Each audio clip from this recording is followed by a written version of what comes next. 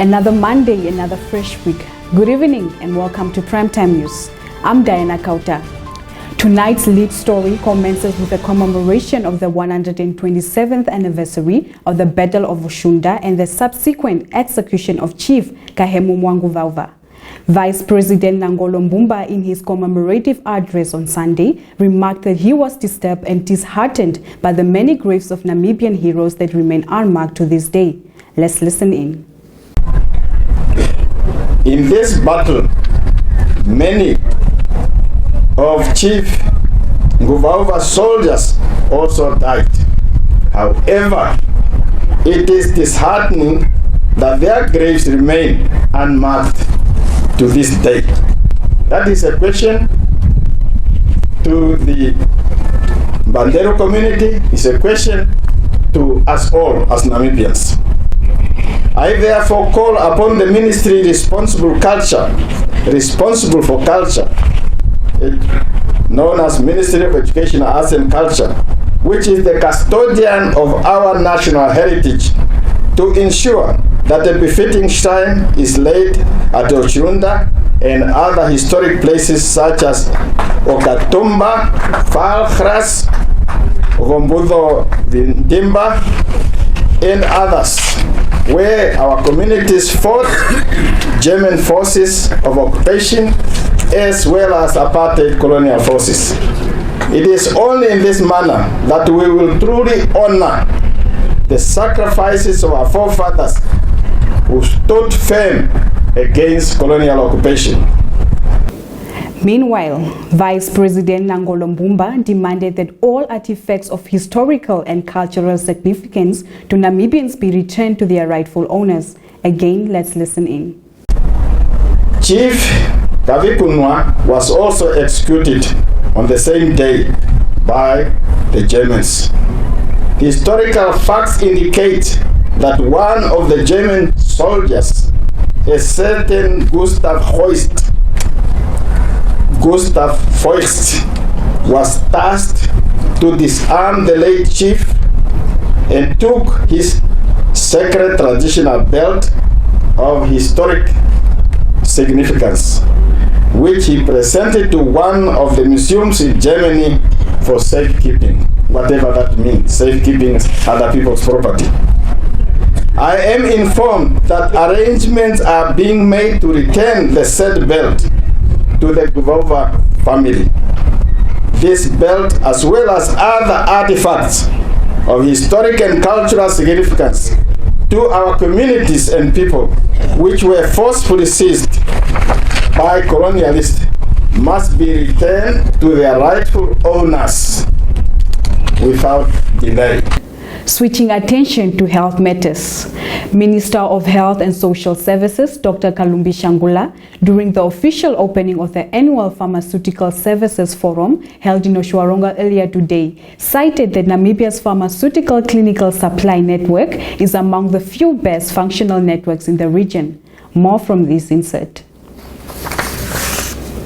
I'm emphasizing the correct use of medicines, particularly the completion of the course of treatment, or the number of days it is prescribed to be taken, in order to avoid what we call antimicrobial resistance.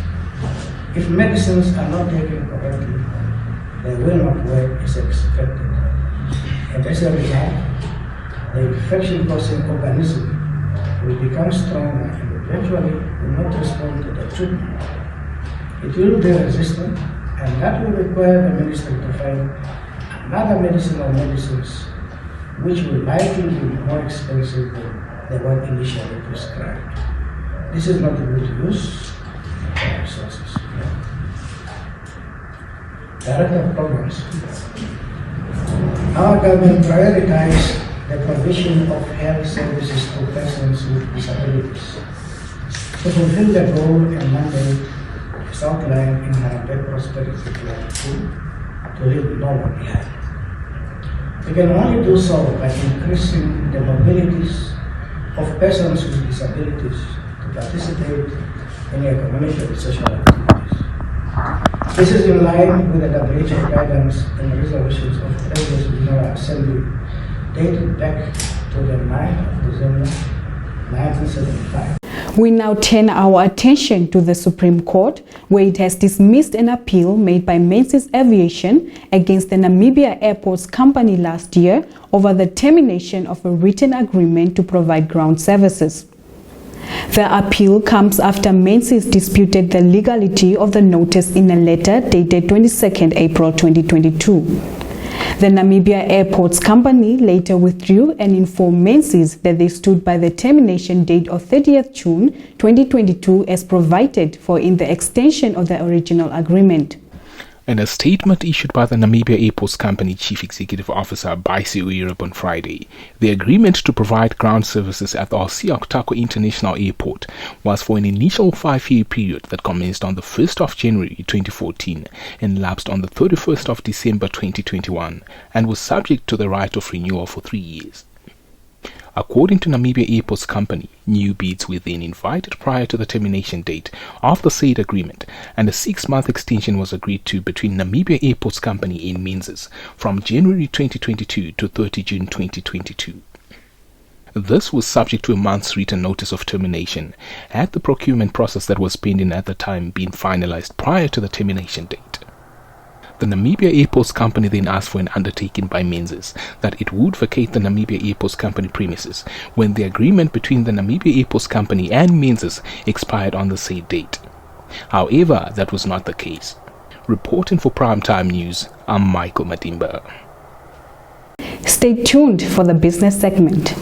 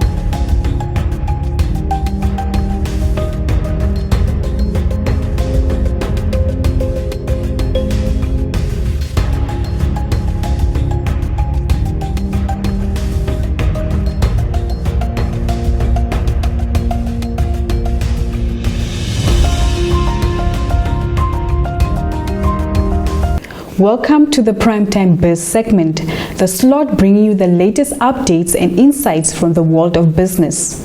The extractive sector kickstarts the segment. Cabinet has approved the prohibition of exporting certain unprocessed critical minerals. The decision was taken during the 8th Cabinet meeting held on the 6th of June 2023, stating that raw materials such as lithium, graphite, and rare earth elements are not to be exported. Let's find out why. The Ministry of Mines and Energy has been receiving public criticism about the lack of value addition locally on the vast amounts of minerals leaving the country, which has the potential to spur Namibia's economic growth and development. Cabinet has, however, approved that only smaller quantities of such raw materials may be allowed for export at the direction of the ministry. The mining industry accounts for approximately 11% of the GDP, providing more than 50% of foreign earnings. Namibia is a world-class producer of rough diamonds, uranium, gold, zinc, acid-grade fluorspar, copper, lead, limestone, cement, salt, and dimension stone, and is prospective of lithium, graphite, cobalt, and rare earths, as well as other minerals that are now declared critical by many countries globally. Reporting for Primetime News, I'm Michael Madimba. Turning our attention to crucial development matters. The Kavango West region has 405 villages in total, of which 153 have no access to water, the majority being in Punku constituency. The governor of the Kavango West region, Sirka Ausiku, revealed this in her State of the Region address recently. Ausiku said she appreciates the Ministry of Agriculture, Water and Land Reform, Recon Namibia, and Metzger Drilling for continuing to drill, install and rehabilitate boreholes in the communities. However, more needs to be done in the area of water provision, she said, while calling on NamWater to construct a water pipeline along the national road. Ausiku further announced that the construction of municipal services is ongoing at Nkurenkuru, which thus far has 23 extensions with 7,115 urban. The Nkurenkuru Town Council has so far allocated 1,629 plots to the youth and 1,012 to professionals. Mass housing has, under the housing initiative of the council, constructed 49 houses, while the Shack Dwellers Federation of Namibia has constructed 150 houses at Nkurenkuru and developed 42 plots and 71 plots at the villages of Kahenge and Kakuro, respectively. Selima Shimwefeleni Masipa reporting for Primetime News. This concludes our top news segment for tonight. Let's now shift our focus to the weather focus.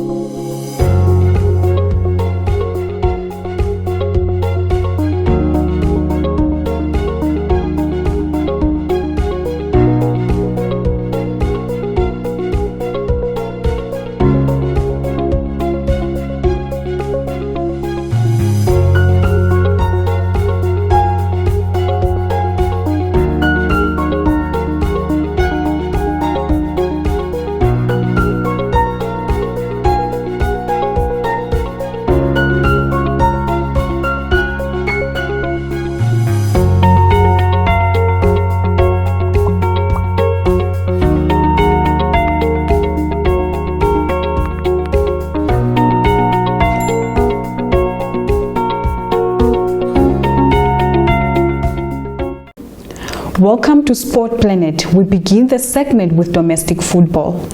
Newly promoted Northeast First Division outfit Ishoke Chula Chula head coach John Sikerete says he's confident his football club can challenge for top honors in the Debmarine Namibia Premiership.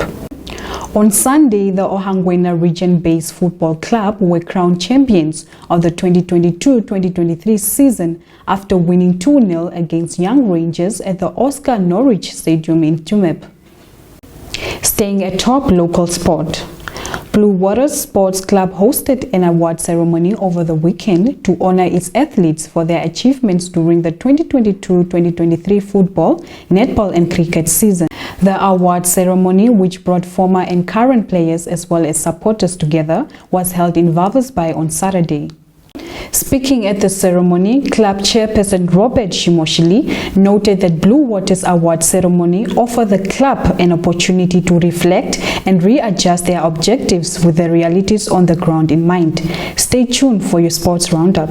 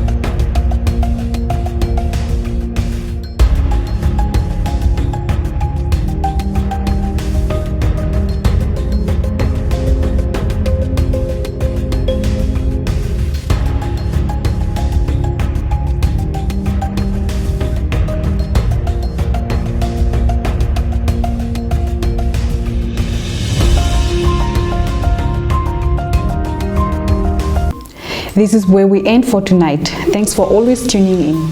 Do make a date with us tomorrow as we update you on the happenings within and beyond Namibia. From myself, Diana Kauta, and the entire creative team behind the scenes, it's good night.